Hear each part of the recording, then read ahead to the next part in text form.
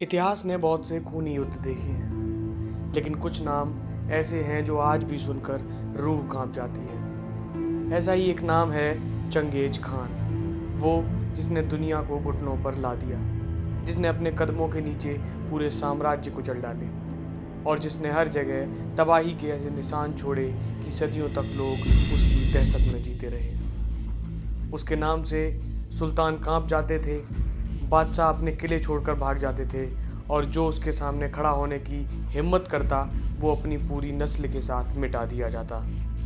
ये कहानी है उस आदमी की जो मिट्टी से उठा और दुनिया का सबसे खौफनाक या फिर कह सकते हैं सबसे बड़ा खौफ बन गया।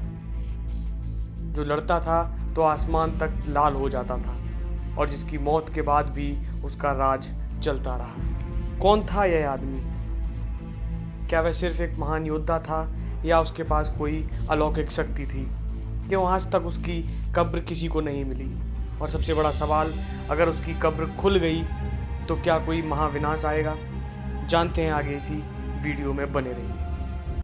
नमस्कार, स्वागत है आप सभी का आपके अपने चैनल पर। साल 1162 और इसी साल में मंगोलिया की वीरान जमीनों पर जन्मा ये लड़का ना किसी महल में पैदा हुआ था, ना किसी बादशाह का बेटा था, बल्कि एक खाना बदोश कबीले में जन्म लेने वाला आम बच्चा था।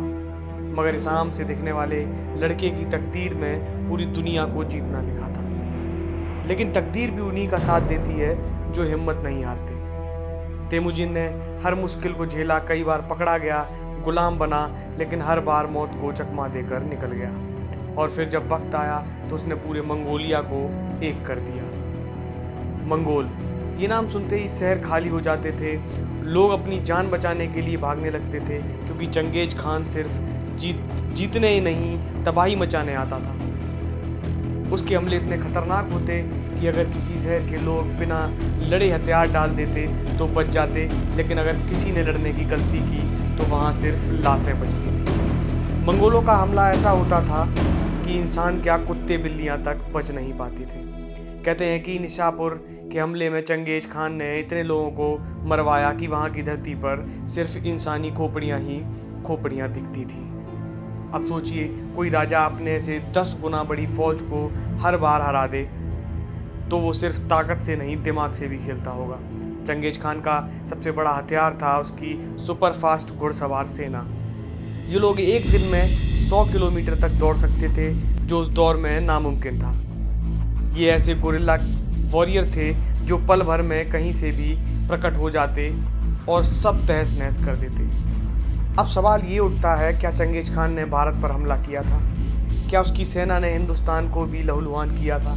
जवाब है हाँ, लेकिन भारत के अंदर तक नहीं। साल 1221, ख्वारिज्म साम्राज्य की राजधानी समरकंद जल रही थी। चंगेज खान ने ख्वारिज्म के सुल्तान अलाउद्दीन मोहम्मद को बर्बाद कर दिया था। वो सुल्तान जान बचाने के लिए भागा और हिंदुस्तान की तरफ आया, लेकिन उसकी किस्मत ने भी उसका साथ छोड़ दिया। चंगेज खान, जो हर अपने दुश्मन का पीछा कर उसे मार डालता, इस बार भी रुका नहीं। वो हिंदुस्तान की तरफ अपने घुड़सवारों के साथ बढ़ने लगा। अब बात आती है, क्या चंगेज खान का सामना दिल्ली के खिलजी शासक से हुआ? उस वक्त दिल्ली पर राज कर रहा था सुल्तान इल्तुतमिश, जो खिलजी नहीं गुलाम वंश का शासक था। चंगेज खान की सेना सिंधु नदी पार कर भारत की सीमाओं तक पहुंच चुकी थी, पर यहाँ एक पेचीदा खेल हुआ। इल्तुतमिश ने चंगेज खान से सीधी टक्कर लेने की बजाय चतुराई से उसे रोक लिया। इल्तुतमिश जानता था कि मंगोलों से लड़ाई में जीतना लगभग नामुमकिन है, इसलिए उसने चंगेज खान को ये संदेश भिजवाया कि दिल्ली ने ख्वारिज्म के सुल्तान को कोई शरण नहीं दी थी। वो तटस्थ बना रहा और यही रणनीति काम आई। चंगेज खान, जिसने समरकंद के से बगदाद तक को मिट्टी में मिला दिया, उसने भारत पर बड़ा हमला नहीं किया और वह वापस लौट गया। अब ये मत सोचिए कि मंगोलों ने भारत को हमेशा के लिए छोड़ दिया। चंगेज खान तो वापस चला गया, लेकिन उसके पोते और सेनापति बार बार दिल्ली सल्तनत को ललकारते रहे। अब आते हैं अलाउद्दीन खिलजी के दौर में। साल 1299 में चंगेज खान के वंशजों ने फिर हमला किया, लेकिन इस बार उन्हें दिल्ली के सबसे खतरनाक सुल्तानों में से एक अलाउद्दीन खिलजी से टक्कर लेनी पड़ी। अलाउद्दीन खिलजी ने मंगोलों को उन्हीं की शैली में हराया, तेज आक्रमण, गुरिल्ला रणनीति और निर्दयता।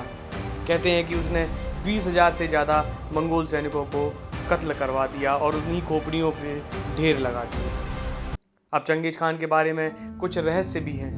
पहला रहस्य, उसकी मौत 1227 में उसकी मौत हो गई, लेकिन किसी को नहीं पता कि उसे मारा गया था या बीमार पड़ा था। और दूसरा, उसकी कब्र, कहते हैं कि उसकी लाश को इस तरह दफनाया गया कि आज तक किसी को उसकी कब्र नहीं मिली। चंगेज खान मर गया, लेकिन उसकी दहशत नहीं। उसकी बनाई हुई मंगोल सल्तनत दुनिया की सबसे बड़ी सल्तनत बनी, जिसने चीन से लेकर यूरोप तक सबको हिला दिया। और कहते हैं कि आज भी दुनिया की 8% आबादी के खून में चंगेज खान की विरासत है। तो ये थी कहानी उस योद्धा की जो घास के मैदानों से उठा और पूरी दुनिया को घुटनों पर ला दिया। एक ऐसा नाम जो इतिहास में हमेशा जिंदा रहेगा, चंगेज खान। धन्यवाद। ये थी कहानी। और अगर आपको ये वीडियो पसंद आई तो चैनल को सब्सक्राइब करें, वीडियो को लाइक करें और शेयर करना ना भूलें।